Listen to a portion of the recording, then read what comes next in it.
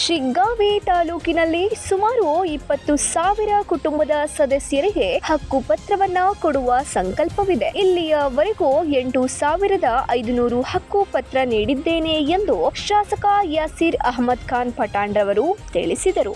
50 ವರ್ಷದಿಂದ ಈ ಗ್ರಾಮ ದೇವಿ ಇರುವಂತಹ ಒಂದು ಸ್ಥಳದಲ್ಲಿ ವಾಸಿಸುವನೆ ಮನೆ ಒಡೆಯ ಅಂತೇಳಿ ಕಾನೂನು ತಂದು ಇವತ್ತು ಲಕ್ಷಾಂತರ ಕುಟುಂಬಗಳಿಗೆ ಇವತ್ತು ಕರ್ನಾಟಕ ರಾಜ್ಯದಲ್ಲಿ ಇವತ್ತು ಭೂ ಒಡೆತನ ಹಕ್ಕನ್ನು ಕೊಡುವಂತ ಕೆಲಸ ನಿಜವಾಗ್ಲೂ ಮಾಡ್ತಾ ಇದ್ದಾರೆ.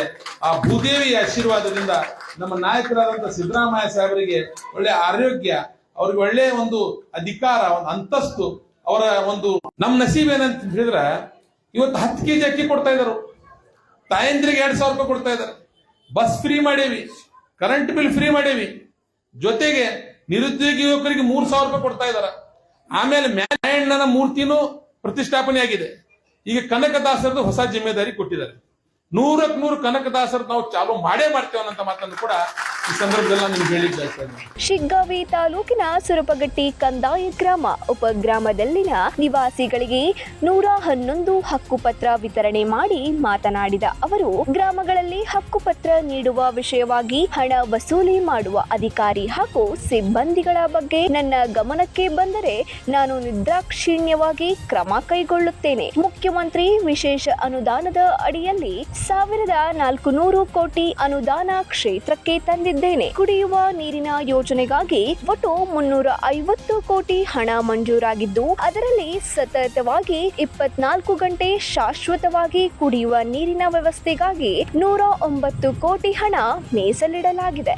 1,000 ಕಡು ಬಡವರಿಗೆ ವಸತಿ ವ್ಯವಸ್ಥೆಯನ್ನ ಕಲ್ಪಿಸಿಕೊಡಲು ಯೋಜನೆಯನ್ನ ರೂಪಿಸಿದ್ದೇನೆ ಎಂದರು. ಯಾವ ಉದ್ದೇಶ ಇಟ್ಕೊಂಡು ನೀವು ನನ್ನನ್ನು ಶಾಸಕನಾಗಿ ಮಾಡಿದ್ರಿ? ಇವತ್ತು ನಿಮ್ಮ ಊರಾಗ 111 ಅದಾವು. ತಾಲೂಕಿನಾಗ 20,000 ಕುಟುಂಬಗಳಿಗೆ ಮನಿ ಐತಿ, ಪಟ್ಟ ಇಲ್ಲ. ಈಗ ನಾನು 1 ವರ್ಷದಾಗ 8,000 ಮಾಡಿಸಿನಿ. ಇನ್ನೂ ನಂದು 2.5 ವರ್ಷ ಐತಿ, 2 ವರ್ಷ 2 ತಿಂಗಳು ಐತಿ. ಈಗ 14 ನಾನು ತಿಂಗಳ ಎಣಸಾಕತ್ತೀನಿ, ಒಂದೊಂದ 36 ತಿಂಗಳ ಮಾಡಿದ್ರು, 16 ಹೋಗ್ಯಾವು. ಇನ್ನೂ ಒಂದು 23-24 ತಿಂಗಳು ಐತಿ.